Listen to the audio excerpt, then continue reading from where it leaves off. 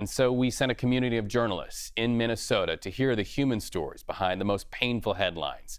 Think about this: 2 families speaking to our reporters saying their lives are shattered after a shooter's violence killed their children. So here's their pictures. Who are they? Who's been lost? 8-year-old Fletcher Merkel, known for his love of fishing. 10-year-old Harper Moy, known for her laughter and her smile. CBS News Minnesota's Shayla Reeves brings us the stories of loss. These families are experiencing the unimaginable, and we're hearing from them for the very first time.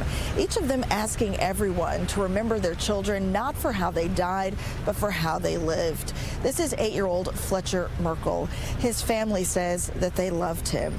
He also loved his friends, fishing, cooking, and sports. Speaking publicly for the first time, his father, Jesse Merkel, urged everyone to remember his son's life and not the tragedy that took his life. He hopes over time his family can heal.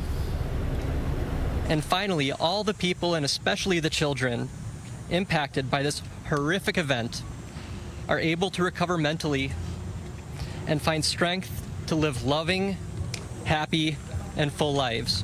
Give your kids an extra hug and kiss today. We love you, Fletcher. You'll always be with us.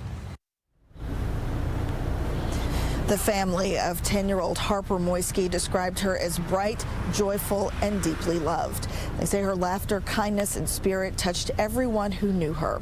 The family has a younger daughter who the parents say adored her big sister. They said their immediate focus is healing and asked everyone to respect their privacy while they mourn.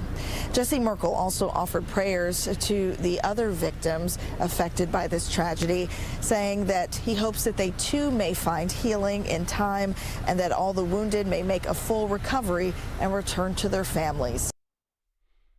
Shayla Reeves there with our affiliate in Minnesota. So as Minneapolis police investigate the shooter's motive, we've learned that they have recovered hundreds of pieces of evidence in that church shooting. Let's go live to Washington and CBS News correspondent Nicole Sganga. Nicole, the losses here really demand an understanding of the shooter, do they not? You have some reporting about what investigators found when they spoke to the shooter's mother. Yeah, Reed, investigators have actually spent several hours interviewing the shooter's mother, trying to make sense of this, trying to determine if she was aware of any significant warning signs before the shooting. And you mentioned it there, investigators now poring over videos produced by the gunman, showing an arsenal of weapons, magazine clips, and writing. They're also going through those writings, those weapons.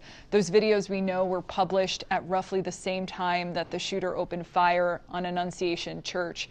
And of course, the obvious question for investigators, why had families not alerted law enforcement of these red flags? Now, the gunman's mother has retained a criminal defense attorney, and he told CBS News in a statement that she is completely distraught and has no culpability whatsoever. But Grace Westman is actually not the only one that investigators have sought out. CBS News has learned multiple family members are speaking with police and the FBI.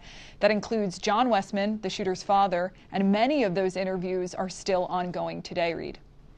Well, Nicole, documents and media belonging to that shooter, we've seen them. They're cruel, they are disturbing. What else are we learning from this trove of information?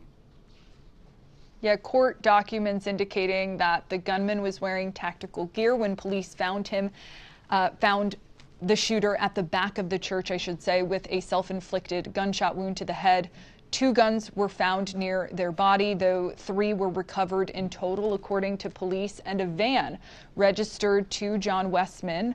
The gunman's father was also parked behind the church, and of course that has been searched. In addition to that, police have also searched the gunman's home, finding pages upon pages of writing, some of them actually in Cyrillic, and containing disturbing statements expressing hatred towards multiple groups: Catholic, Jewish people, Black people, and others. The FBI and DHS are referring to the gunman's ideology here as nihilistic violent extremism, suggesting this individual possessed a really deep hatred of society at large, a desire to bring about its collapse by sowing destruction and chaos. That's a relatively new term. CBS News has also learned that the suspect was in the church a few weeks ago looking around and was asked by one of the church employees why they were there.